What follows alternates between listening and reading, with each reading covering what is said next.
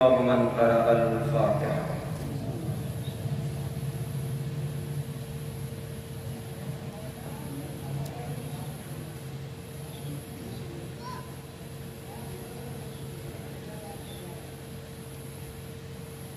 لا حول ولا قوة إلا بالله العلي العظيم.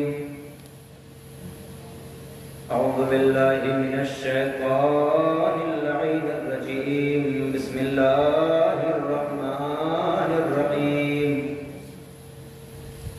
الحمد لله الذي هدانا لهذا وما كنا لنهتدي لولا أن هدانا الله. لقد جاءت رسل ربنا بالحق.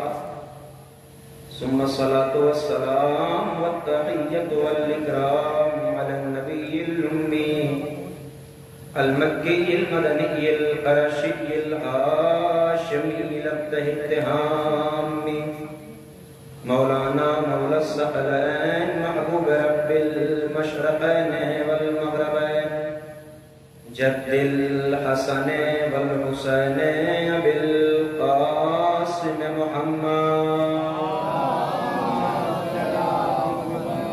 وعلى آل بيته الطيبين الطاهرين المعصومين المظلومين المنتخبين المنتجبين الغر الميامين لا سيما بقية الله في العرضين روحي وأرواح العالمين له الفداء ولعنة الدائمة الباقية على أعدائهم أجمعين من يوم عداوتهم إلى قيام يوم الدين. أما بعد فقد قال الله تبارك وتعالى في محكم كتابه المجيد وهو أصدق القائلين وقوله الحق.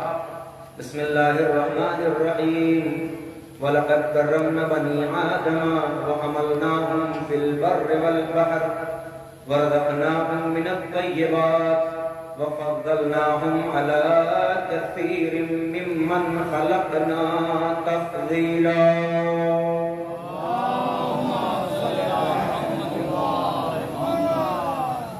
عزیزان محترم معزز سامعین کرام، مجلس بعنوان شب جمعہ ہے. اس مہینے کی پہلی جمعرات یعنی شب جمعہ، اور آپ حضرات اس بات سے واقف ہیں کہ شب جمعہ شب دعا ہے، شب مغفرت ہے. اور اکثر جب شب جمعہ آتی ہے تو ہمارے گھروں میں مناجات کی تلاوت کی جاتی ہے. یقیناً مخالف نہیں ہوں اس بات کا کہ شعراء کے ذریعے منظوم مناجات کو نہ پڑھا جائے. بے شک جو شعراء نے مناجاتیں نظم کی ہیں اسے پڑھ سکتے ہیں، پڑھیے، لیکن کتنا اچھا ہو کہ ہم ان مناجات کی تلاوت کریں جو مناجات معصومین کے ذریعے سے آئی ہیں، جو مناجات معصومین کے ذریعے سے ہم تک پہنچی ہے. خود جہاں امام سجاد کی 15 مناجات مفاتیح الجنان میں لکھی ہوئی ہے، اسی کے آگے امیر کائنات، امیر بیان سخن حضرت امیر المؤمنین علی بن ابی طالب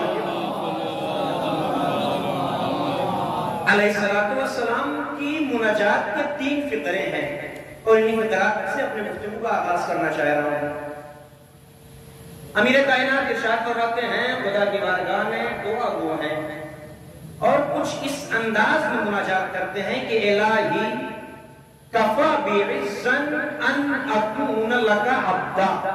اور توجہ کریے گا، خدایا میری عزت کے لیے یہ کافی ہے کہ میں تیرا بندہ ہوں. خدایا میری عزت کے لیے یہ کافی ہے کہ میں تیرا بندہ ہوں. ہے کون جناب امیر؟ وجہ اللہ علی ہے، لسان اللہ علی ہے، ید اللہ علی ہے، ممبر علم لدننے کے مالک علی ہیں، باب علم علی ہیں، ہر میدان کو فتح کرنے والی ذات کا نام علی ہے. یعنی تمام تر کمالات جس ذات کے اندر پائے جاتے ہوں اپنے عزت کے حوالے سے فخر کرتا ہے تو اس نے یہ نہیں کہا کہ خدایا میری عزت کے لیے یہ کافی ہے کہ میں ید اللہ ہوں، وجہ اللہ ہوں، لسان اللہ ہوں، اذن اللہ ہوں، باب علم ہوں، منبر علم لدنی کا مالک ہوں، بلکہ جب خدا کی بارگاہ میں آئے تو کہا خدایا میری عزت کے لیے کافی یہ ہے کہ میں تیرا بندہ ہوں، خدایا میری عزت کے لیے کافی یہ ہے کہ میں تیرا بندہ ہوں۔ امیر کائنات کا جملہ بیان کر رہا ہے کہ انسان تبھی انسان بنتا ہے جب بندہ بن جائے۔ کاش میں اپنی بات پہنچا لے جاؤں۔ انسان تبھی انسان بنتا ہے جب اس کے اندر بندگی پیدا ہو جائے۔ اب غور کیجیے، قرآن مجید میں خداوند عالم نے پیغمبر کو متعدد مقامات پر مخاطب قرار دیا ہے۔ یہ یوں کہا جائے کہ ہر آیت پیغمبر پہ ہی نازل ہوئی ہے، لیکن اس کے باوجود اب غور کیجیے کتنے القابات ایسے ہیں جن کے ذریعے پیغمبر کو اللہ نے مخاطب قرار دیا۔ کبھی طٰہٰ کہا، کبھی یاسین کہا، کبھی مزمل کہا، کبھی مدثر کہا، کبھی نبی کہا، کبھی رسول کہا، کبھی محمد کہہ کر کے خطاب کیا ہے۔ یعنی قرآن مجید میں اللہ نے پیغمبر کو متعدد مقامات پر متعدد نام اور لقب کے ذریعے سے پکارا ہے، لیکن جب وہی خدا پیغمبر کو معراج پہ بلا رہا ہے تو نہ طٰہٰ کہا، نہ یاسین کہا، نہ مزمل کہا، نہ مدثر کہا، نہ محمد کہا، نہ نبی کہا، نہ رسول کہا، بلکہ آواز قدرت آئی سبحان الذی اسری بعبدہ لیلا من المسجد الحرام الی المسجد الاقصی۔ پاک پاکیزہ ہے وہ ذات جو اپنے بندے کو لے گئی۔ میں نے ہاتھوں کو جوڑ دیا، خدایا رسول کیوں نہیں کہا، طٰہٰ کیوں نہیں کہا، یاسین کیوں نہیں کہا، مزمل کیوں نہیں کہا، مدثر کیوں نہیں کہا؟ عجب نہیں آواز قدرت آتی۔ اگر میں کسی لقب کے ذریعے پیغمبر کو معراج پہ بلاتا تو یہ انسان شکوہ کر دیتا کہ معراج پیغمبر سے مخصوص تھی، میں نے بندگی کا لفظ استعمال کر کے بتایا ہے، تم بندگی اختیار کر لو، خدا تمہیں معراج عطا کرے۔ صلوات محمد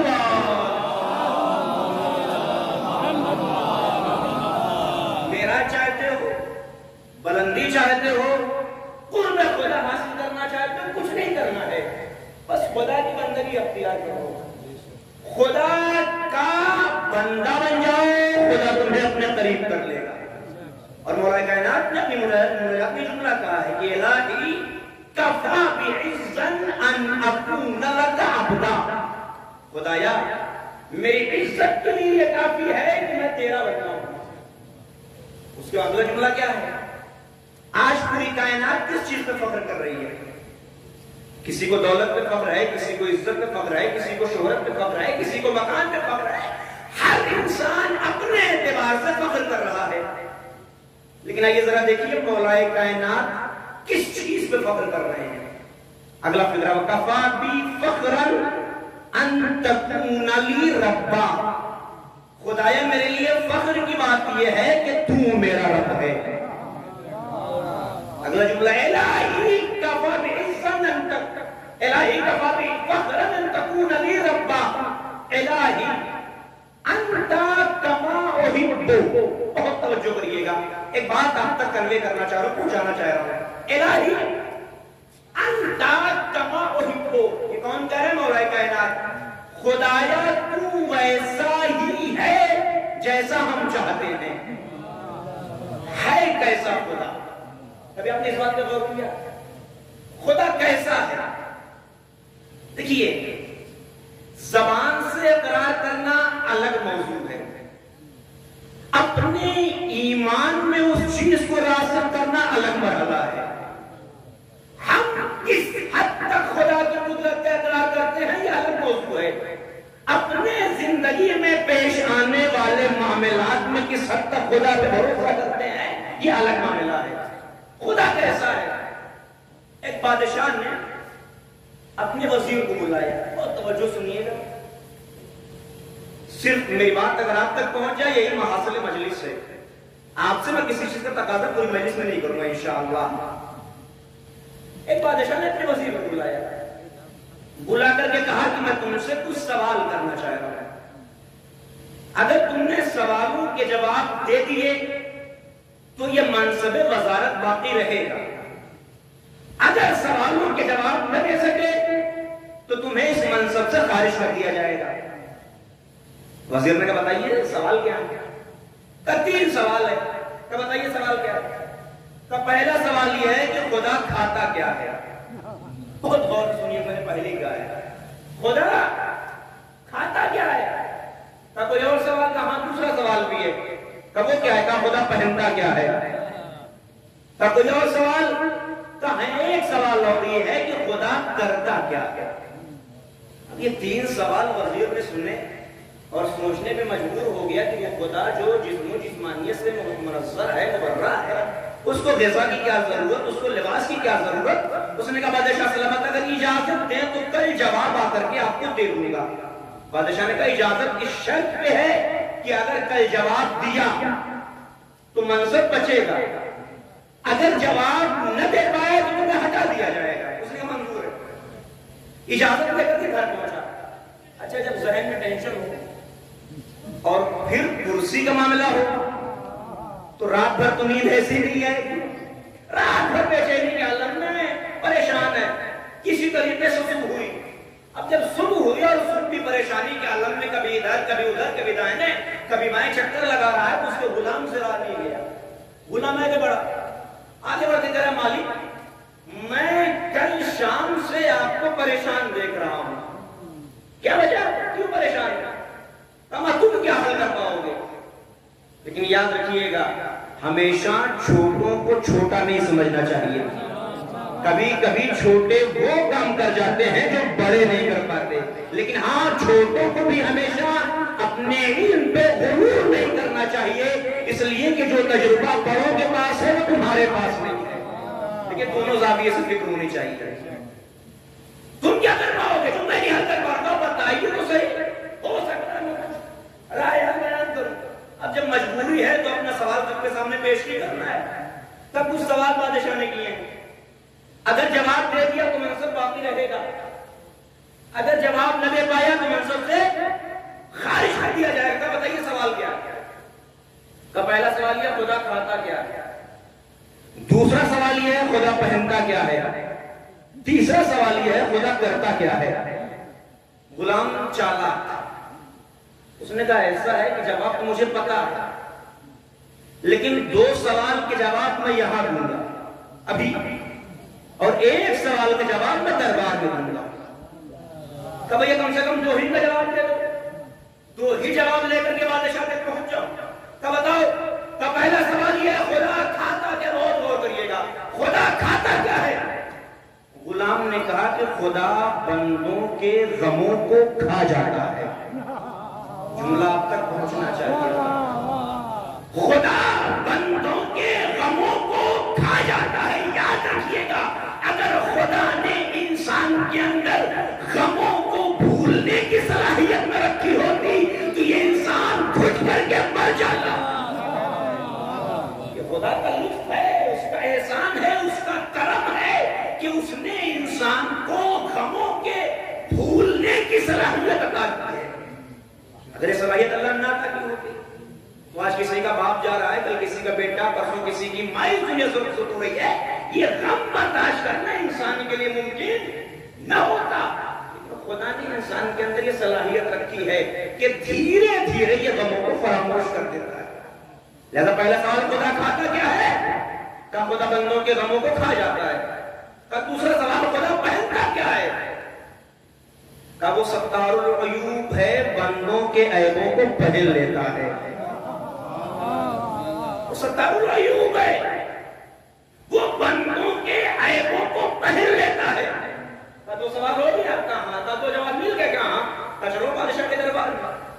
اب بادشاہ کے دربار میں پہنچ گئے، بادشاہ نے پوچھا جواب لائے ہو؟ کہاں لایا ہوں؟ کہ بتاؤ۔ کہ پہلے سوال کا جواب یہ ہے کہ خدا بندوں کے غموں کو کھا جاتا ہے۔ کہ دوسرا سوال یہ تھا کہ خدا پہنتا کیا ہے؟ خدا بندوں کے عیبوں کو پہن لیتا ہے۔ اچھا، تجربے کار افراد بیٹھے ہوئے ہیں، جب معاملہ اپنا ہو تو بتانے میں جھجک محسوس نہیں ہوتی. شعرا حضرات شعر پڑھتے ہیں، اگر شاعر کا شعر اپنا ہوتا ہے جس اسٹیج پہ چاہے ٹینشن فری پڑھے، لیکن اگر شعر اپنا نہ ہو تو جہاں تک شاعر صاحب نہیں وہاں تک تو معاملہ ٹھیک ہے. لیکن اگر کسی دن ایسا ہو جائے شاعر بھی آگے اسٹیج پہ بیٹھ جائے تو اب تو پڑھ تو سکتے ہیں لیکن یہ نہیں کہہ سکتے میرا اپنا شعر ہے. اب تو نہیں کہہ سکتے میرا اپنا شعر ہے نا. اب گنجائش نہیں بچی. غلام چالاک تھا، اس نے کہا دربار میں میں بھی چلوں گا. وزیر کے ساتھ غلام بھی آیا تھا. اب جب دو سوال کا جواب وزیر نے بادشاہ کو دیا، بادشاہ نے کہا یہ بتا جواب تیرا اپنا ہے، جواب تیرا اپنا ہے. اگر غلام نہ آیا ہوتا تو کہہ دیتا میرا اپنا ہے، لیکن غلام تو ساتھ میں آیا ہوا ہے، کیسے کہے اپنا ہے؟ کہا میرا نہیں ہے. کہا کس کا ہے؟ کہا غلام کا ہے. بہت غور کریے گا. کہا غلام کا ہے. کہا جب سوال کا جواب غلام کا ہے اور منصب وزارت منحصر تھا سوال کے جواب پر، تو ایسا کرو منصب لباس وزارت اتارو، غلام کو پہناؤ. غلام سے کہا لباس غلامی اتارو، وزیر کو پہناؤ. وزیر نے غلامی کے لباس کو پہن لیا، وزیر نے لباس غلامی پہنا، غلام نے لباس وزارت پہن لیا. جب لباس تبدیل ہوا، فقط لباس تبدیل نہیں ہوا، منصب تبدیل ہو گیا. صلوات پڑھیں محمد و آل محمد. صلوات اور پڑھیں محمد و آل محمد. فقط لباس تبدیل نہیں ہوا ہے، منصب تبدیل ہو چکا ہے. وزیر غلام بن چکا ہے، غلام وزیر بن چکا ہے. اگر بتاؤ وزیر نے ہاتھوں کو جوڑا، اب تو بتا دے تیسرے سوال کا جواب کہ خدا کرتا کیا ہے؟ کہا خدا یہی کرتا ہے، ایک لمحے میں وزیر کو غلام بنا دیتا ہے، غلام کو وزیر بنا دیا کرتا ہے. صلوات پڑھیں محمد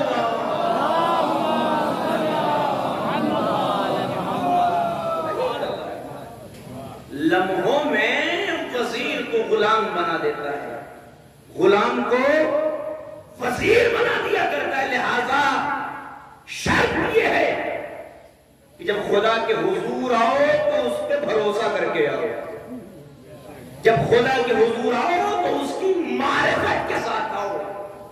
مولا کائنات نے کیا کہا؟ الہی انتا کما حب. خدایا تو ویسا ہے جیسا میں چاہتا ہوں. یعنی کیا مطلب؟ خدا کی ذات کے اندر سارے کمال ہیں، بس ماننے کا سلیقہ بندوں کے اندر ہونا چاہیے. فَجْعَلْنِي كَمَا تُحِبُّ. یہ امیر کائنات خدا کی بارگاہ مناجات کر رہے، خدایا بس مجھے ویسا بنا دے جیسا تو چاہتا ہے. یہ امیر کائنات کی مناجات ہے جس میں امیر کائنات نے زمانے والوں کو سبق دیا ہے کہ جب خدا کے حضور آؤ تو کس حال میں آؤ، جب خدا کی بارگاہ میں آؤ تو کس صورت میں آؤ. یہ غور کرنے کی ضرورت ہے میرے عزیزوں. شب جمعہ شب استغفار ہے اور اسی مناسبت سے میں نے قرآن مجید کی جو آیت کریمہ آپ کے سامنے پیش کی ہے اس کا تعلق بھی حضرت انسان سے ہے. ارشاد خداوند عالم ہو رہا ہے بسم اللہ الرحمن الرحیم وَلَقَدْ كَرَّمْنَا بَنِي آدَمَ. اور توجہ سنیے گا، ہم نے بنی آدم کو کرامت عطا کی ہے، ہم نے بنی آدم کو بزرگی عطا کی ہے. یہ کون کہہ رہا ہے؟ خدا. وَحَمَلْنَاهُمْ فِي الْبَرِّ وَالْبَحْرِ.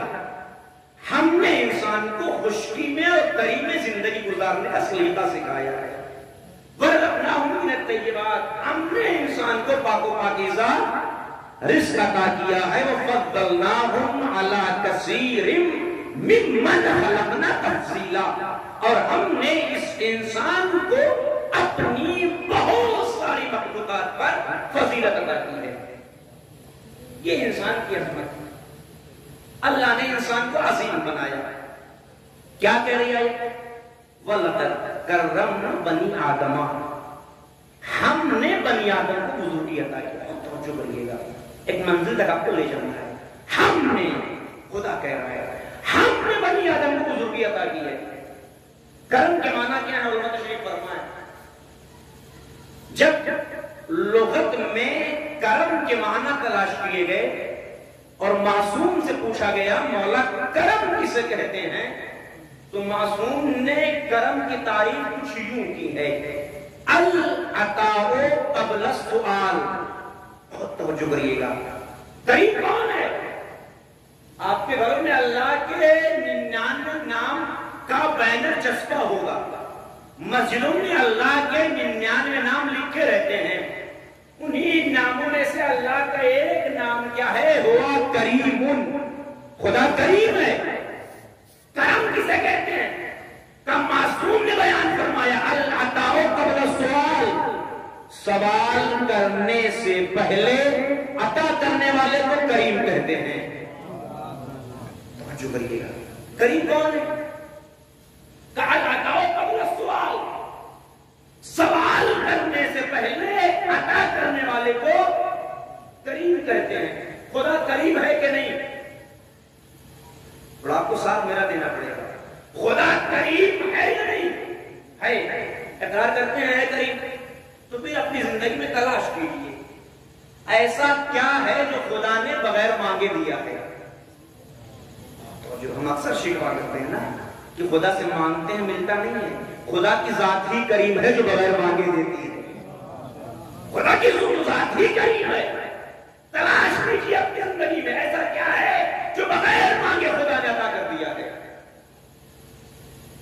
شاید جب نگاہ دوڑائیں، رزق خدا نے بغیر مانگے دیا، ہوا خدا نے بغیر مانگے دی، پانی خدا نے بغیر مانگے دیا، زمین کا فرش خدا نے بغیر مانگے دیا، آسمان کا شامیانہ خدا نے بغیر مانگے دیا، لیکن یہ سب تو خدا نے دیا ہے، کچھ ایسا بتائیے جو خدا نے آپ کو بغیر مانگے دیا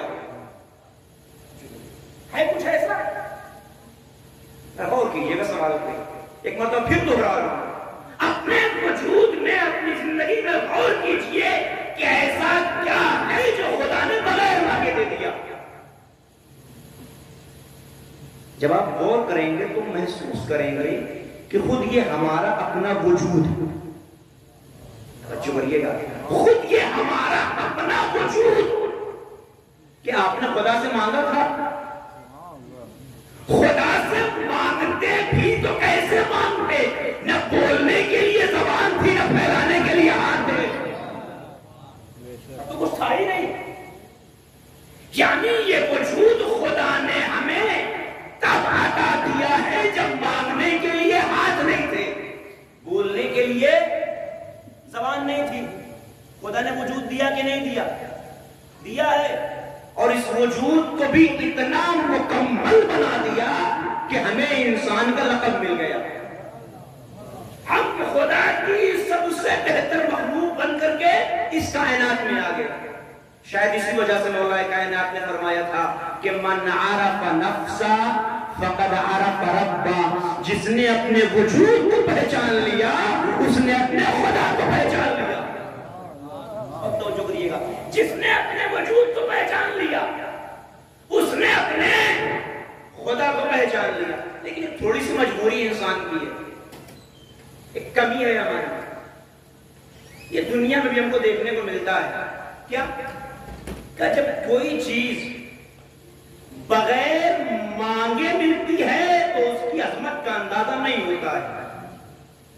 تجربہ کریے گا آپ زندگی میں، ابھی آپ اپنے بچے کو کسی ایسے کمپیوٹر سینٹر میں بھیجے جہاں فری میں تعلیم دی جاتی ہے، اسی کے مقابلے میں ایک ایسا کمپیوٹر سینٹر ہو جہاں 1000 روپے منتھلی فیس لگتی ہو، انصاف سے بتائیے گا آپ کی توجہ کس پہ زیادہ ہوگی؟ جب تک جیب پہ اثر نہیں پڑ رہا ہے توجہ کم ہو رہی ہے، لیکن الگ بات ہے کہ تعلیم دونوں جگہ دی جا رہی ہے، لیکن ہماری توجہ اس لیے کم ہے کہ ہماری ذات پہ اثر نہیں ہو رہا ہے، لیکن جب جیب پہ اثر پڑا فوراً ہی اس کی عظمت کا اندازہ ہو گیا۔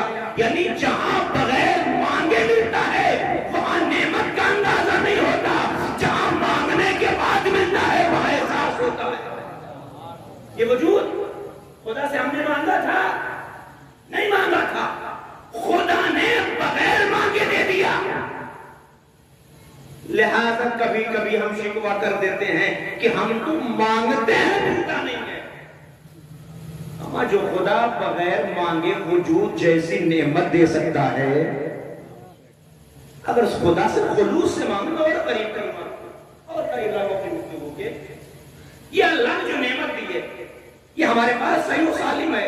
دونوں آنکھوں سے دیکھ سکتے ہیں، دونوں کانوں سے سن سکتے ہیں، زبان سے بول سکتے ہیں، ناک سے خوشبو محسوس کر سکتے ہیں، ہاتھ سے ہر کام کر سکتے ہیں، پیر سے چل سکتے ہیں. لہذا ہمیں اس کی اہمیت کا اندازہ ہوا ہی نہیں کبھی. اگر کبھی اندازہ لگانا ہو اور توجہ کریے گا آج کے بعد، تو آپ کی عظمت کا اندازہ اس سے پوچھو جو نابینا ہو. زبان کی اہمیت وہ بتائے گا جو بول نہ سکتا ہو، کان کی اہمیت وہ بتائے گا جو سن نہ سکتا ہو. اور قریب لو میں آپ کو میرا ایک دوست کا مثال ہے، حقیقت نہیں ہے. اتفاق سے جا رہا تھا سڑک پہ، ایکسیڈنٹ ہو گیا، ہاتھ شل ہو گیا، کام کرنا بند کر دیا. ڈاکٹر کے پاس گیا تھا، کوئی علاج ہے؟ ظاہر ہے اس کا کوئی علاج نہیں بچا ہے. ہاں پلاسٹک سرجری ہو سکتی ہے، اس کے بعد کچھ کام کرنا شروع کر سکتا ہے. اس نے کہا ٹھیک ہے کر دیجیے. پلاسٹک سرجری کروا کے گھر آ گیا. اگر آپ جملہ محسوس کر لیں گے تو ضرور دعاؤں سے نوازیں گے. پلاسٹک سرجری سے کروا کے گھر آ گیا. اتفاق سے ایک دن مجھے موقع مل گیا، میں اس کی عیادت کے لیے پہنچا. میں نے کہا بھیا طبیعت ٹھیک ہے؟ کہاں ماما ٹھیک ہے. میں نے کہا جو ہاتھ شل ہوا تھا اس کا کیا ہوا؟ جملہ محسوس کر لینا. جو ہاتھ شل ہوا تھا اس کا کیا ہوا؟ اس نے کہا مولانا دنیا کی نعمتیں خرچ کرنے کے بعد بھی ویسا نہ مل سکا جیسا خدا نے بغیر مانگے دیا تھا. صلوات محمد.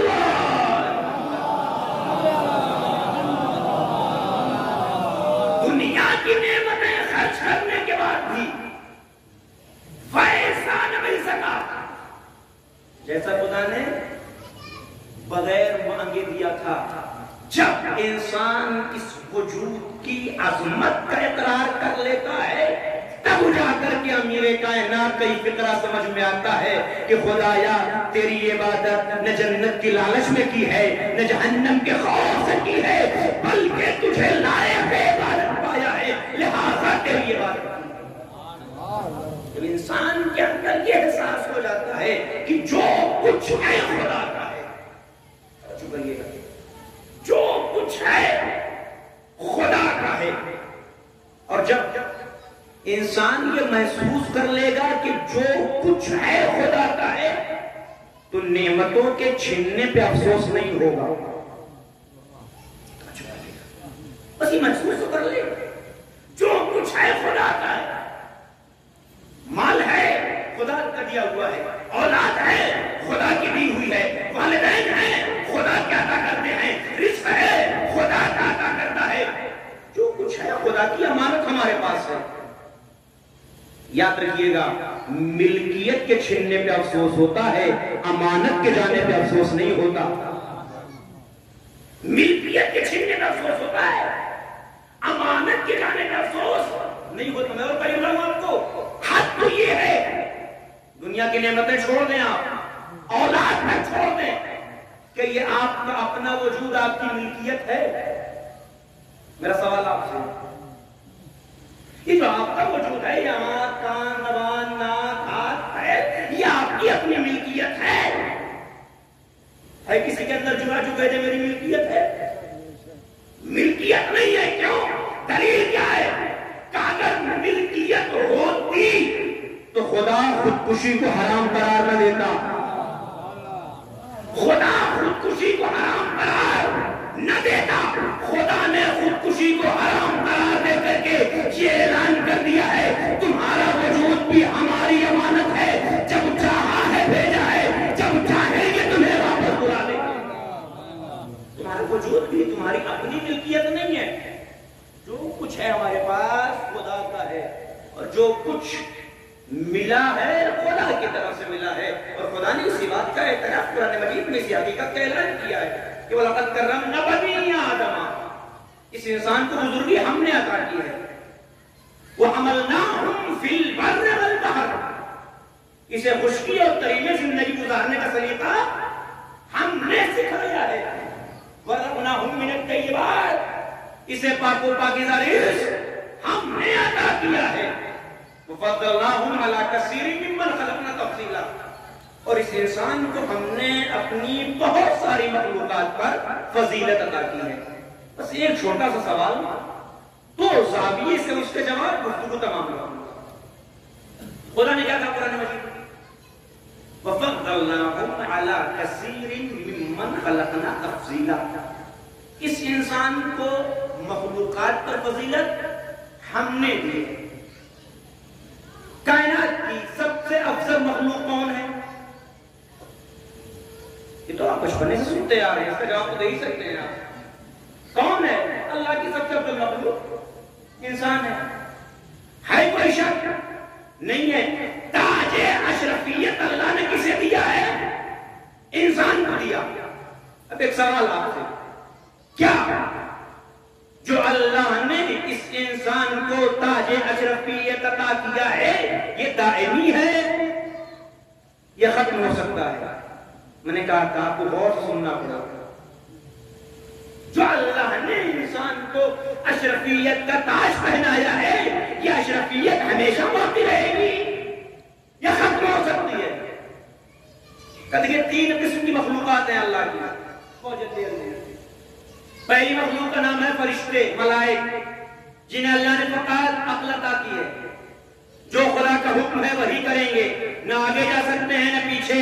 آگے جائیں گے تو بالوں پر چھین لیا جائے گا، پیچھے ہٹیں گے مردود بارگاہ الہی ہو جائیں گے. دونوں باتیں آپ کی نگاہوں کے سامنے ہیں. دوسری مخلوق اللہ کی حیوانات، ان کی بھی حد معین ہے، فقط خواہش عطا کی گئی ہے، عقل نام کی کوئی چیز نہیں ہے. اسی کے درمیان ایک مخلوق اللہ کی ہے جسے انسان کہتے ہیں. اللہ نے اسے عقل بھی دے دی، اللہ نے اسے خواہش بھی دے دی. میں نے ہاتھوں کو جوڑا، خدایا یہ ایسا کیوں کیا کہ تو نے فرشتوں کو فقط عقل دی، حیوانوں کو فقط شہوت دی، یہ انسان کو عقل اور شہوت دونوں کیوں دے دی؟ کہ فقط اس لیے عطا کی ہے کہ اسے آزمانا ہے کہ عقل کا استعمال کر کے فرشتوں کے آگے جاتا ہے یا خواہشات پہ عمل کر کے حیوانوں سے پرت ہوتا ہے. یہ آزمائش ہے. عقل انسان کو صراط مستقیم کا پتہ بتاتی ہے. لہذا میں اکثر نوجوانوں سے ایک بات کہتا ہوں، جب بھی آپ کے موضع میں، وطن میں، بستی میں کوئی پروگرام ہو تو ہمیشہ یاد رکھیے گا جذبات کا استعمال نہ کیجیے گا، عقل کا استعمال کیجیے گا. شور سے کام نہ لیجیے گا، شعور سے کام لیجیے گا. آپ کو شور سے کام نہیں لینا ہے، شعور سے کام لینا ہے. جذبات سے کام نہیں لینا ہے، آپ کو منطق کے پیرائے میں کام لینا ہے. سوال، کیا یہ انسان کی افضلیت دائمی ہے؟ نہیں. پھر کہ یہ انسان کو اللہ نے بھیج دیا، اب یہ اس کا اپنا اختیار ہے. غور کریے گا، یہ انسان کا اپنا اختیار ہے. چاہے تو اپنے کو بلندیوں تک لے جائے، چاہے تو اپنے کو پستیوں میں غرق کر دے. یہ معیار پتا کیسے چلے گا کہ کون بلندیوں تک گیا ہے، کون پستیوں میں گیا ہے؟ دیکھیے، آپ دنیا میں فضیلت کا معیار کیا ہے؟ مجھے اس سے بحث نہیں. دنیا کسے بہتر مانتی ہے اس سے بحث کرنا مقصود نہیں ہے. اس لیے کہ اگر دنیا بہتر ہوتی تو علی دنیا کو 3 طلاق نہ دیتے. لہذا تو ماننا پڑے گا دنیا افضل نہیں ہے. لہذا دنیا کسے بہتر مانے اس سے بحث نہیں ہے. آئیے دیکھیے قرآن کسے بہتر مانتا ہے. قرآن کی نگاہ میں افضل کون ہے؟ ہم نے قرآن کو پڑھنا شروع کیا. بسم اللہ الرحمن الرحیم. قرآن مجید نے پڑھ کر کے آواز دیا کہ پہلے مرحلے میں ہر انسان برابر ہے، سب کو تاج اشرفیت ملی ہے.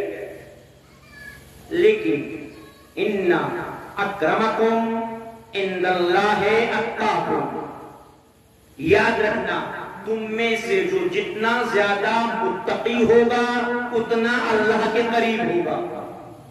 یعنی پہلا معیار جو قرآن نے بیان کیا وہ تقویٰ ہے. لیکن میرے ساتھ چلیے گا، ایک نتیجہ آپ کے مزاج کے مطابق سناؤں گا. پہلا معیار جو اللہ نے ولی ہونا ہے. اور پھر آپ جب مولائے کائنات کو بلاتے ہیں تو آپ نے کبھی یہ نہیں کہا امیر المسلمین، کبھی یہ نہیں کہا امام المسلمین. جب بھی آپ نے کہا امام المتقین کہا، جب بھی آپ نے کہا امیر المومنین کہا. یعنی علی اگر امیر ہیں تو مومنین کے ہیں، علی اگر امام ہیں تو متقین کے ہیں. اگر چاہتے ہو کہ علی تمہارے امام ہے، تقویٰ اختیار کرتے چلے جاؤ، علی تمہیں اپنی امامت میں شمار کرتے چلے جاؤ.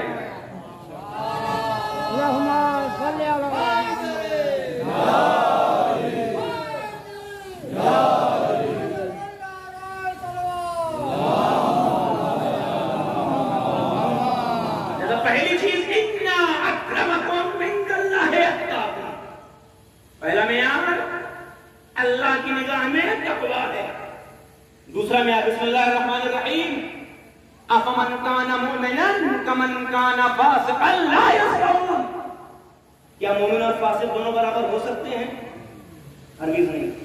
مومن کا مرتبہ بلند ہے. یاد رکھیے گا جملہ اپنے نوجوانوں تک پہنچانا چاہتا ہوں. تمہارا ایمان جتنا بلند ہوگا تم اتنا خدا کے قریب ہوگے. میں چھوٹی سی مثال دوں. پہلی کوشش یہ کرو کہ اپنے اندر معرفت پیدا کرو. جب تم معرفت پیدا کرو گے تب تمہیں عبادت کا مزہ آئے گا. جب تک معرفت نہیں ہوگی عبادت کا مزہ نہیں آنے والا. معرفت کیسے ہوگی؟ چھوٹی سی مثال. شب جمعہ بہت سارے لوگوں نے دعا کمیل پڑھی ہوگی. آپ پوری زندگی عربی میں دعا کمیل پڑھتے رہیے. عربی میں زندگی بھر دعا کمیل پڑھتے رہیے، آپ کو لطف آئے گا؟ شاید اتنا مزہ نہیں آئے گا جب آپ ترجمے سے دعا پڑھ لیں گے. کیوں کہ ترجمہ پڑھنے سے پہلے پتا نہیں تھا خدا سے کیا مانگ رہے ہیں. ترجمہ پڑھنے کے بعد پتا چل گیا خدا سے کیا مانگ رہے ہیں. یعنی جب معرفت پیدا ہو گئی دعا میں لطف آنے لگا. خدا کی معرفت پیدا کرو، عبادت میں مزہ آئے گا. حسین کی معرفت پیدا کرو، ادائے حسین میں لطف آنا شروع ہو جائے گا. یہ ہے معرفت. پہچانو تو حسین کون ہے، پہچانو تو حسین کا مقابلہ کس سے تھا. دونوں چیزیں ہمیں پہچاننی پڑیں گی. فرمان کانا مومنن کمن کانا فاسقا لا یستوون. کیا مومن اور فاسق دونوں برابر ہو سکتے ہیں؟ ہرگز نہیں، دونوں برابر نہیں ہو سکتے. تیسرا معیار بسم اللہ الرحمن الرحیم هل يستوي الذين يعلمون والذين لا يعلمون. کیا عالم اور جاہل دونوں برابر ہو سکتے ہیں؟ نہیں، دونوں برابر نہیں ہو سکتے. جس کے پاس جتنا زیادہ علم ہوگا وہ اتنی بلندیوں پہ فائز ہوگا. اور خدا جس امام کی تاریخ شہادت گزری ہے اس کا لقب ہی باقر تھا. باقر کے معنی کیا ہے؟ علوم کے شگاف کو ظاہر کرنے والا، علوم کو دنیا تک پہنچانے والا. جب ہمارا تعلق ان ضوابط مقدسات سے ہے جہاں ایک شہر علم ہے، ایک باب علم ہے، کسی نے علم کی شمع دنیا تک پہنچائی ہے، کسی کے شاگرد دنیا والوں کے امام قرار پائے ہیں، تو پھر ہمارا رابطہ علم سے کیسے ٹوٹ سکتا ہے؟ ہمیں بھی علمی میدان میں آگے بڑھنا ہوگا. ہمیں بھی اپنے آپ کو علمی میدان میں مضبوط کرنا ہوگا. مستقبل فقط دو لوگوں کا ہے، یا تو جس کے پاس علم ہوگا یا جس کے پاس ہنر ہوگا. مستقبل کسی تیسری چیز میں ہے ہی. لہذا هل يستوي الذين يعلمون والذين لا يعلمون. کیا عالم اور جاہل دونوں برابر ہو سکتے ہیں؟ ہرگز نہیں. علم کا مرتبہ بلند ہے. چوتھی چیز بسم اللہ الرحمن الرحیم فضل اللہ المجاہدین علی القائدین. اللہ نے راہ خدا میں جہاد کرنے والوں کو گھر میں بیٹھے رہنے والوں پر فضیلت عطا کی ہے. اب ممکن ہے کسی کے ذہن میں سوال پیدا ہو جائے، مولانا آج کل تو جہاد ہے نہیں، ہم کیا کریں؟ میدان جنگ میں تو جا نہیں سکتے. میدان جنگ ہے نہیں، ہم کیا کریں؟ مولا کائنات کا جملہ ہے کہ اشجع الناس من خلب ہوا. جہاد فقط میدان جنگ میں نہیں ہوتا، سب سے بڑی جہاد آپ کو اپنی نفس سے کرنا ہے. کاش میں اپنی بات کو پہنچا لے جاؤں. سب سے بڑا جہاد آپ کو اپنے نفس سے کرنا ہے. نفس کے جہاد میں تم کامیاب ہوگے تب تم میدان جنگ میں جانے کے لائق بنو گے. جملہ پہنچنا چاہیے تھا. جب تم جہاد بالنفس کر لو گے تب خدا تمہیں یہ توفیق دے گا کہ تم میدان جنگ کے لائق بنو گے. شب عاشور حر نے کیا کیا ہے؟ یہ آپ نے غور کیا ہے؟ شب عاشور حر نے کیا کیا ہے؟ شب عاشور حر نے جنگ کے میدان میں جنگ نہیں کی ہے، اپنی نفس سے جنگ کی ہے، اپنے خواہشات سے جنگ کی ہے، اپنے وجود سے جنگ کی ہے. جہاں ایک طرف شہادت ہے، ایک طرف ظاہری زندگی ہے، ایک طرف قرآن کی تلاوت ہے، ایک طرف نیزے اور خنجر و شمشیر ہیں، ایک طرف پتہ ہے بھوکے پیاسے رہیں گے، ایک طرف آب و غذا کا اہتمام ہے. ایسے ماحول میں حر نے جب جہاد بالنفس کیا ہے تو اپنے آپ کو اس لائق بنایا، زندگی کو چھوڑ کر کے ابدی حیات کو چن لیا، مال و دولت کو چھوڑ کر کے قرآن کی تلاوت کو چن لیا، آب و غذا کو چھوڑ کر کے بھوک و پیاس کو چن لیا. اور جب حر نے اپنے جہاد بالنفس کر لیا تب خدا نے یہ بیان فرمایا، اے حر اب تک زندگی فقط زندگی تھی، اب قیامت تک کی زندگی خدا تجھے دے رہا. لہذا کامیابی تب ملے گی جب تم اپنے نفسوں سے جنگ کرو گے. اور مولا کائنات نے فرمایا تھا اشجع الناس من غلب عوادیات. تم کس سمجھتے ہو شجاع؟ جو دوسروں کو تو ہاتھ مار دیا، جو کسی پر غلبہ حاصل کر لے؟ نہیں، شجاع وہ نہیں ہے. شجاع کون ہے؟ شجاع وہ ہے جو اپنے نفس پر غالب آ جائے. ایام حج بھی ہیں، لہٰذا یہ جملہ اور کہنا چاہوں گا. اکثر سننے کو ملتا ہے کہ مولانا حج واجب ہی نہیں ہوا، مستطیع نہیں ہوئے. مستطیع ہونے کے لیے شرط کہیں نہ کہیں یہ بھی ہے کہ انسان خواہشات کو مارے. کاش جملہ پہنچتا ہی. جب خواہشات کو مارو گے تب مستطیع بنو گے. اگر دروازے پہ ایک فور ویلر کھڑی ہے، دوسرے کی ضرورت نہیں ہے، تو شریعت کہتی ہے کہ دوسرے کو لے کر کے خواہشات کی پیروی نہ کرو، عقل کا استعمال کر کے حج بیت اللہ کرو. مستطیع بھی تبھی بنو گے جب خواہشات کو مارو گے، جب خواہشات پہ کنٹرول کرو گے. یاد رکھنا میری بات ہے. تو اللہ نے پہلے مرحلے میں سب کو افضل بنایا، سب کے سر پہ تاج اشرفیت رکھا، لیکن کیا سب برابر ہیں کا نہیں؟ وہ بہتر ہے جو متقی ہوگا، وہ بہتر ہے جو با ایمان ہوگا، وہ بہتر ہے جو علم والا ہوگا، وہ بہتر ہے جو رائے خدا میں جنگ کرے گا. میں نے کہا خدایا تیری ایک سنت ہے. کہا بتا میری سنت کیا ہے؟ میں نے کہا خدایا تیری سنت یہ ہے کہ تم اپنے بندوں سے عمل کا مطالبہ تب تک نہیں کرتا جب تک عمل کر کے دکھانے والا موجود رہو. اپنے بندوں سے عمل کا مطالبہ تب تک نہیں کرتا جب تک عمل کر کے دکھانے والا نہ ہو. خدا تو نے بتا دیا تقویٰ افضلیت ہے، ایمان میں افضلیت ہے، علم میں افضلیت ہے، جہاد میں افضلیت ہے. کوئی ایسا ہو جو ان تمام مرحلوں میں بدرجہ کمال فائز ہو کا تاریخ پڑھ لو، کوئی نہ کوئی ضرور ملے گا. میں نے تاریخ کے صفحات پلٹے، ہمیں ایک ذات ملی. جب تقویٰ دیکھنا ہوا امام المتقین نظر آیا، ایمان دیکھنا ہوا کل ایمان نظر آیا، علم دیکھنا ہوا باب علم نظر آیا، جہاد دیکھنا ہوا لا فتح الا علی لا سیف الا ذوالفقار کا قصیدہ خدا نے اسی کی شان میں پڑھ رکھا ہے. صلوات پڑھیں بر محمد وہ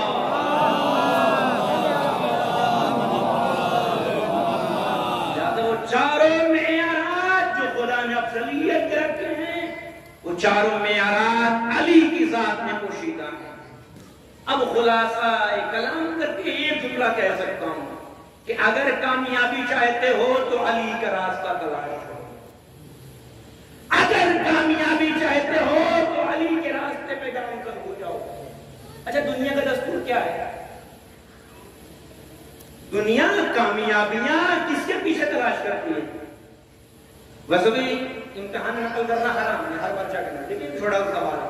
ابھی آپ اگر امتحان حال میں بغیر پڑھے پہنچ گئے ہیں اور آپ کو پاس ہونا ہو تو آپ کس کی کاپی سے نقل کریں گے؟ کچھ بچے گا. اگر آپ بنا پڑھے امتحان ہال میں گئے ہیں اور آپ پاس ہونا چاہ رہے ہو تو کس کی کاپی سے نقل کریں گے؟ جو ہر سال فیل ہوتا ہے اس کی کاپی سے، یہ جو ہر سال پاس ہوتا ہے اس کی کاپی سے. مولانا کیسی باتیں کر رہے ہیں آپ؟ جو ہر سال پاس ہوتا ہے نقل اسی کی کاپی سے کی جائے گی. کیا مطلب؟ اگر کامیابی چاہتے ہو تو وہاں سے نقل کرو جہاں کے لوگ کامیاب ہوتے ہو. توجہ کریے گا، اگر کامیابی چاہتے ہو تو وہاں سے نقل کرو جہاں کے لوگ کامیاب ہوتے ہو. میں نے پوری دنیا تلاش کر لی، مجھے کوئی کامیاب نہ ملا سوائے 19 رمضان 47 ہجری مسجد کوفہ. علی کے سر پہ ضربت، علی نے اعلان کیا فزت رب الکعبہ، رب کعبہ کے قسم علی کامیاب ہو گیا.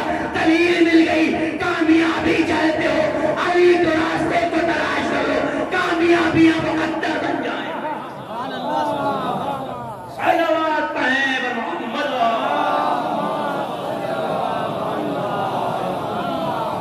کامیابی چاہتے ہو تو علی کے راستے کو تلاش کرو. جس راستے کو علی نے اختیار کیا ہے تم بھی اسی راستے کو اختیار کر لو. یاد رکھو جب تم اس راستے کو اختیار کر لو گے تو کامیابیاں خود بخود تمہارا مقدر بنتی چلی جائیں گی. اور شرط یہ ہے کہ اپنے جذبہ ایمان کو محکم رکھتے ہوئے فقط دعوے نہ کرو، دعوے کے ساتھ دلیل پیش کرو. ورنہ کوفے میں دعویٰ کرنے والوں کی کمی نہیں تھی. جب مسلم کی شہادت قریب ہے، کوفے میں دعویٰ کرنے والوں کی کمی نہیں تھی. 18,000 خطوط آئے تھے کوفے سے. لیکن جب ظالم حکومت کا مقابلہ کرنا ہوا تو سب کے سب پیچھے ہٹ گئے. ہمیں بھی فقط دعویٰ نہیں کرنا ہے، دلیل پیش کرنا ہے. فطرت ہے کہ انسان کو آخری بات فطرت ہے انسان کا. جب کوئی انسان منزل کمال کو طے کرتا ہے تو دوسرے لوگ اس جستجو میں لگ جاتے ہیں کہ یہ کیسے بلندیوں تک پہنچ رہا ہے. جب اس چھوٹی سی شیعہ قوم، ظاہر ہے جس کی تعداد دنیا میں کم ہے، اس نے بلندیوں پہ قدم رکھنے شروع کیے تو ایک انگلش رائٹر نے ریسرچ کیا کہ آخر یہ قوم ترقی کیوں کر رہی ہے. بس مجھے ایک بات آپ تک پہنچانا ہے، آخر یہ قوم ترقی کر کیوں رہی ہے. اس نے جو نتیجہ نکالا ہے تو اس نے 3 جملے لکھے ہیں کہ شیعہ قوم کی کامیابی کے 3 راز ہیں. پہلا راز انتظار ہے، دوسرا راز عزائے سرکار آباد باللہ ہے، تیسرا راز مرجعیت ہے. اور یاد رکھیے گا، جب کوئی قوم، کوئی شخص کسی کو اسلحوں کے ذریعے ختم نہیں کر پاتا تو اس کی فکروں پہ قبضہ کرنا چاہتا ہے، اس کے عقیدوں پہ حملہ کرنا چاہتا ہے. کہیں نہ کہیں ہمیں محتاط رہنے کی ضرورت ہے ان تینوں مرحلوں میں. عزاداری میں بھی کہ رسم نہ بننے پائے، وہ خلوص باقی رہے جو آج سے کچھ برس پہلے تھا. فقط سجاوٹ میں ہم نہ گم ہو جائیں بلکہ وہ خلوص عزادہ ہمارے پاس رہے جو ہمیں بزرگوں نے عطا کیا تھا. بڑی معذرت کے ساتھ ایک جملہ کہنا چاہوں گا، ہم فقط سجاوٹ میں غرق ہو چکے ہیں. جتنا کالا پرچم لگا لیا، جتنا کچھ کر لیا، ٹھیک ہے آپ نے تبدیل علاقہ کر دیا، فقط علاقے کو تبدیل کرنے کا نام حسین نہیں ہے، ضمیروں کو تبدیل کرنے کا نام حسین ہے. ضمیروں کو تبدیل کی. دوسری چیز انتظار، اس پہ گفتگو نہیں کر رہا ہوں. تیسری چیز مرجعیت. ایک چھوٹا سا سوال جو اکثر ہوتا ہے، اسی سوال کو سن لیں جواب سن لیں. بس آپ ایسا، آپ مارکیٹ میں جائیے، آپ کو کوئی چیز پیکنگ بڑی خوبصورت نظر آئے گی، لیکن جب آپ اس پیکنگ کو کھولیں گے تو سامان بہت گھٹیا قسم کا مل جاتا ہے. کبھی کبھی ہمارے جوانوں کے ساتھ ایسا ہوتا ہے. ہم نے ایک سوال کیا، یہ بتائیے اطاعت کس کی فرض ہے؟ بہت بہت سننا گمراہ نہ ہو. اطاعت کس کی فرض ہے؟ کا معصوم امام کی. کا معصوم امام زندہ ہے کہ نہیں؟ کا زندہ ہے. کا جب امام معصوم زندہ ہے تو غیر معصوم کی باتوں کو کیوں مانے؟ جب امام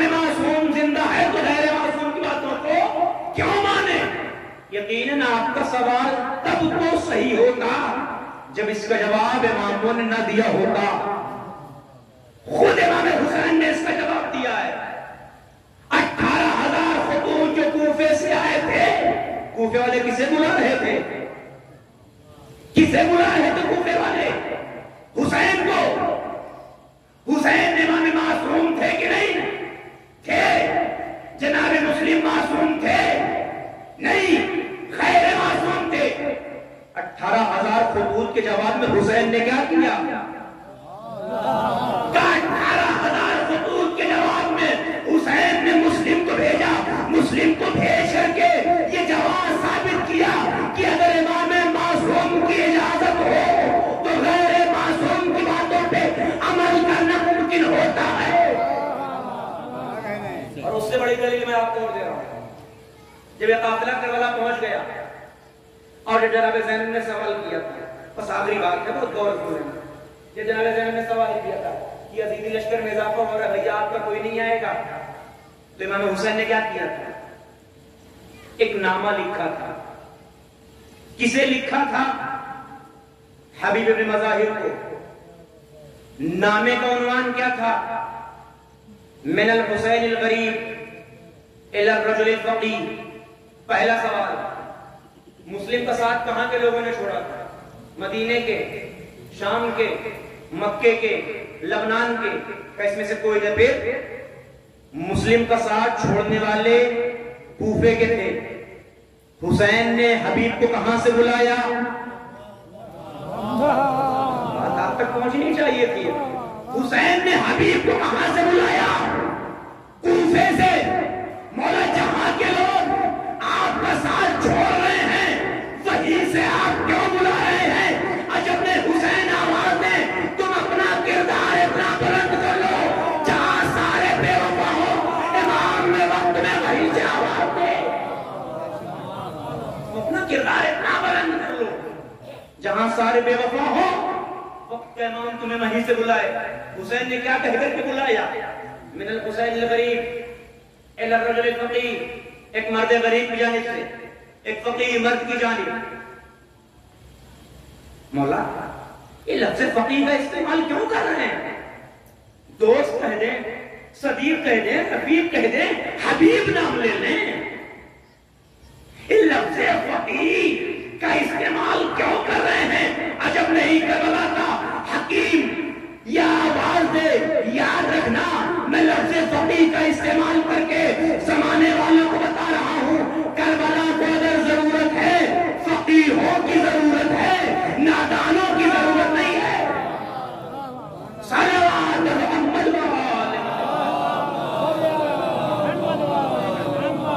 کربلا کو اگر ضرورت ہے تو فقیہوں کی ضرورت ہے، کربلا کو نادانوں کی ضرورت نہیں ہے. لہذا میرے نوجوانوں، بس مجلس کا ایک معزل جملہ، اگر کامیابی چاہتے ہو علی اور اولاد علی کا راستہ اختیار کر لو، کامیابی ملتی چلی جائے. فقط نام سے اہل بیت کو نہ جانو،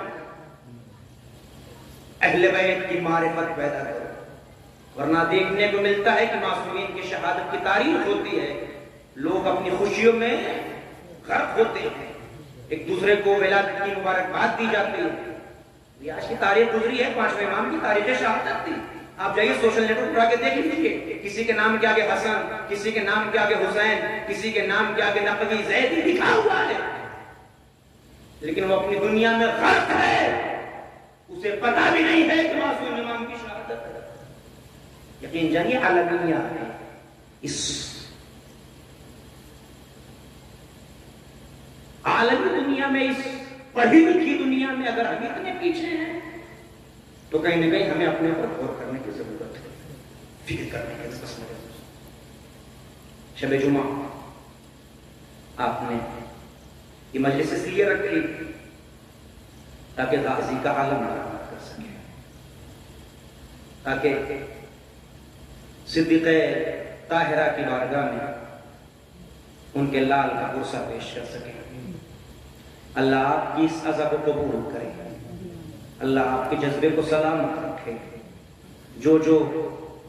جو بھی مرادیں لے کر کے آیا ہے اللہ تمام آنے والوں کی ہر مراد کو پورا فرمائے. اس لیے یاد رکھیے گا آپ اس دروازے پہ آئے ہیں ظاہراً جس کے ہاتھ نہیں ہے لیکن باب الحوائج ہے. ہاتھ تو نہیں ہے لیکن باب الحوائج ہے. اس کے در سے حاجتیں قبول ہوتی ہیں. ایک عالم نے یہ روایت بیان کی ہے کہ میں حرم غازی ابو الفضل عباس میں بیٹھا ہوا تھا. میں نے کیا دیکھا کہ ایک جوان ہے جو اپنی ضعیف ماں کو لے کر کے روضے کے قریب پہنچا اور روضے کے قریب آ کر کے روضے کی جالی کو پکڑ کر کے کہتا ہے مولا دنیا کے ہر در سے واپس کیا جا چکا ہوں فقط آپ کا آسرا باقی ہے. مولا آپ میری ماں کو صحت دے دیجیے اس لیے کہ میرے پاس دولت دنیا سے اس ماں کے علاوہ کچھ نہیں ہے. والی بیان کرتے میں نے دیکھا کہ کچھ دور سے دعا مانگی شفا نہیں ملی. کچھ دیر دعا کرنے کے بعد اس کی جرأت بڑھی اور جب جرأت بڑھی تو میں نے دیکھا کہ اس نے جالی کو پکڑ کر کے جھنجھوڑ کر کے کہتا ہے غازی اگر آج آپ کی جالی سے شفا نہ ملی تو میں نجف جا کر کے آپ کے بابا علی سے شکایت کروں گا. اللہ اکبر. وہ عالم کہتے ہیں میرے رونگٹے کھڑے ہو گئے. میں نے اس نوجوان کو مخاطب کیا یہ کیا کہہ رہے ہو؟ تمہیں پتا ہے کس کی درگاہ ہے؟ کہاں مجھے پتا ہے کس کی درگاہ ہے. تو پھر کیوں کہہ رہے ہو؟ میرے پاس کل دنیا سے کچھ نہیں ہے فقط میری ماں ہے میں اپنی ماں کو واپس لینے آیا ہوں. والد کہتے میں نے دیکھا اس نوجوان نے جالی کو چھوڑ کر کے اپنی ماں کو وہیں چھوڑ کر کے چلا گیا. کچھ دیر بعد واپس آیا. میں نے پوچھا کہاں گئے تھے؟ کہا نجف جا رہا تھا. کہ اتنی جلدی واپس آ گئے؟ کہا بھی شہر کے باہر نکلا تھا. میں نے دیکھا کہ گھوڑ سوار چلا آ رہا ہے. اس نے آ کر کے مجھ سے سوال کر لیا کہاں جا رہے ہو؟ میں نے کہا نجف جا رہا ہوں. کہا کس لیے جا رہے ہو؟ کہا اپنے غازی کے در سے شفا مانگنے گیا تھا شفا نہیں ملی ہے جا رہا والی سے شکایت کرنے. کہا تمہیں نجف جانے کی ضرورت نہیں ہے تمہاری ماں کو شفا مل چکی ہے. کہا میں ایسے نہیں مانوں گا جب تک اپنی آنکھوں سے اپنی ماں کو نہیں دیکھوں گا. اس نے کہا میرے گھوڑے پہ بیٹھو میں تمہیں تمہاری ماں کا دیدار کرواتا ہوں. میں نے کہا ذرا ہاتھوں کا سہارا دو.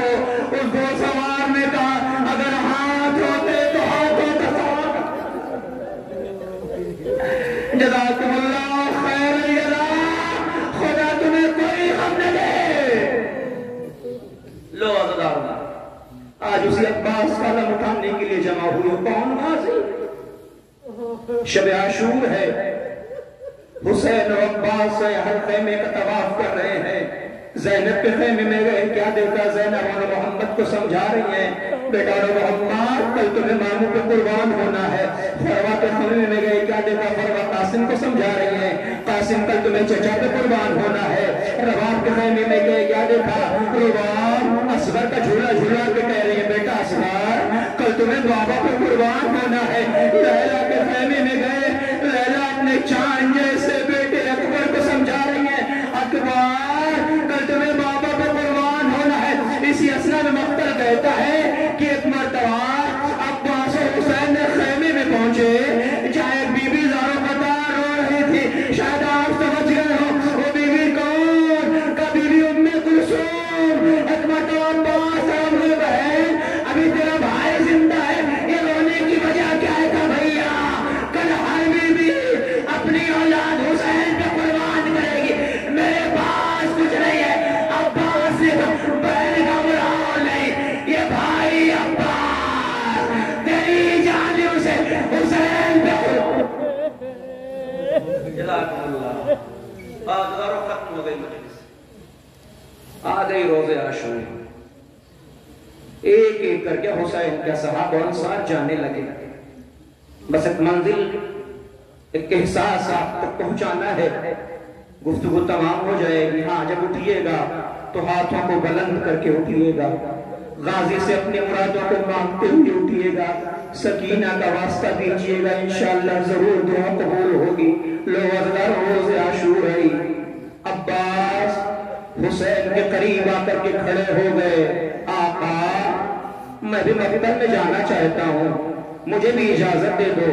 لو عزدارو حسین نے داہنے دیکھا بائیں دیکھا، دیکھ کر کے کہتے ہیں عباس تم تو لشکر کے علمدار ہو، تمہیں کیسے اجازت دے دوں؟ ایک مرتبہ عباس نے کہا آقا وہ لشکری کہاں رہا جس کی میں علمداری کروں گا؟ عزدارو آپ علم کی زیارت کرو گے؟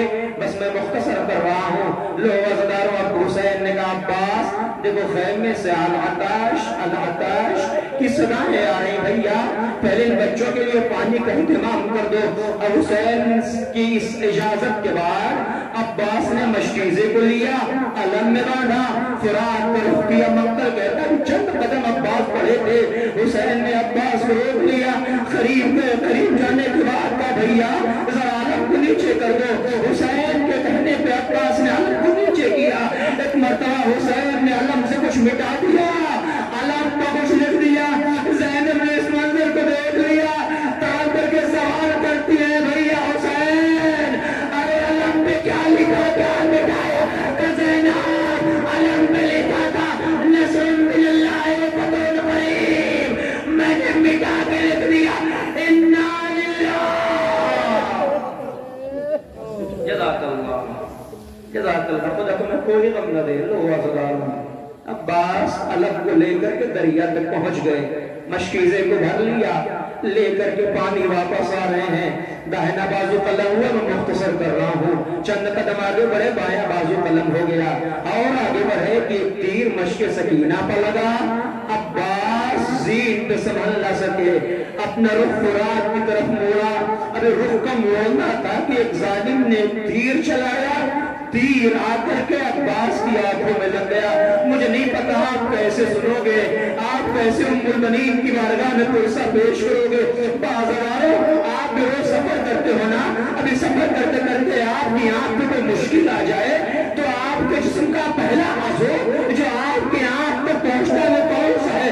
سب سے پہلے ہاتھ بڑھتا ہے، آنکھ تک جاتا ہے۔ لیکن ذرا سوچو جب عباس کے آنکھ میں تیر لگا، عباس نے تیر نکالا تو کیسے نکالا؟ علامہ جوادی نے لکھا کہ عباس کے دونوں شانے قلم ہو چکے ہیں، عباس آنکھ سے تیر کو نکالنا چاہتے ہیں۔ مقتل کہتا ہے کہ ایک مرتبہ عباس نے تیر کو نکالنے کے لیے دونوں زانوؤں کو بلند کیا، سر کو نیچے کیا، چاہتے زانوؤں میں پھنسا کر کے تیر نکالے۔ اسی اثنا میں کسی ظالم نے سر پہلے کو مارا، قبر بنی ہاشم دین پہ سنبھل نہ سکا، آواز آقا مدد کو آئیے۔ حسین نے جملہ سنا، ایک آواز یا آخی، اے بھیا تیرے غم میں حسین کی کمر ٹوٹ گئی۔ گرتے پڑتے حسین عباس کے قریب پہنچ گئے۔ حسین نے عباس سے وصیتیں کی، عباس نے حسین سے یہ بھی وصیت کر دی آقا میرے لاشے کو خیمے میں نہ لے جائیے گا۔ کیوں؟ کہ اس میں کہ میں نے سکینہ سے پانی کا وعدہ کیا تھا، میں بہت شرمندہ ہوں۔ لو عزدارو عباس کو حسین نے وہی